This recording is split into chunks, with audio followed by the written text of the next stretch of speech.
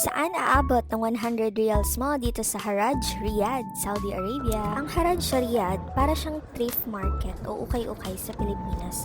Pero mas wild kasi may damit, electronics, furnitures, or even sasakyan. Lahat ng klase ng tao nandun.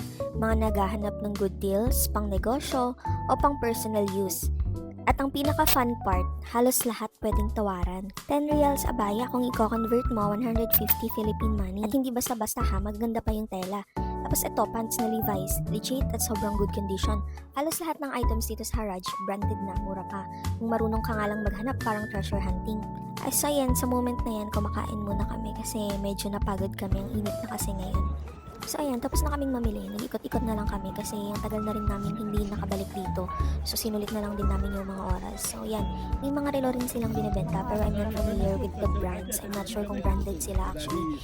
And may mga sapatos din. Yung mga sapatos halos branded lahat. And hindi ako sure sa quality kasi hindi ako mahilig sa okay na shoes.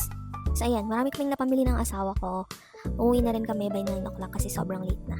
So for 100 reals, nakabili ako ng 3 abaya, 2 blouses, at saka 2 pants. So ayun lang guys, check the comment section, nilalagay ko dun yung location. Bye-bye!